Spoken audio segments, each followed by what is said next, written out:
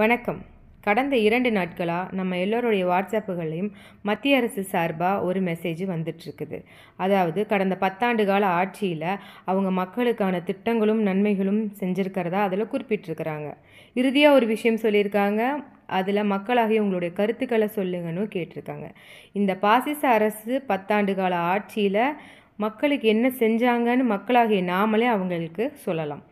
6000 கோடி ரூபாய் தேர்தல் பத்திர ஊழல் செஞ்சுருக்காங்க. விவசாயிகளுக்கு எதிரான திட்டங்களை கொண்டு வந்திருக்காங்க.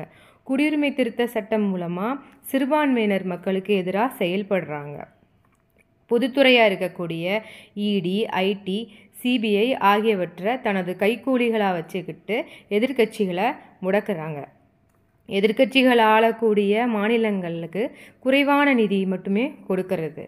அதே போல் எதிர்க்கட்சிகள் ஆளக்கூடிய மாநிலங்களில் ஆளுநர்களை ஏவி அந்த மாநிலங்களை முடக்கிறது. இந்தியாவில் இருக்கக்கூடிய பெரும் முதலாளிகளுக்கு சொம்பு தூக்கிறது. எல்லாவற்றுக்கும் மேலாக மணிப்பூரில் மக்களுக்கு நடந்த கொடுமையான சம்பவத்தை நேரில் வந்து சந்திக்காமல் இருந்தது. அதே போல் நம்மளுடைய தமிழ்நாட்டில் ஒரு பேரிடர் காலத்தில் மக்கள் பட்ட துன்பத்தையோ இல்லை அவங்களுக்கான நிதியையோ கொடுக்காமல் இருந்தது. இப்படி இவங்க பண்ண திட்டங்களையும் மக்களுக்கான நன்மைகளும் நிறைய சொல்லிகிட்டே போகலாம். பாசிசத்தை வீழ்த்துவோம், இந்தியாவை காப்போம், வாக்களிப்போம் இந்தியா கூட்டணிக்கு.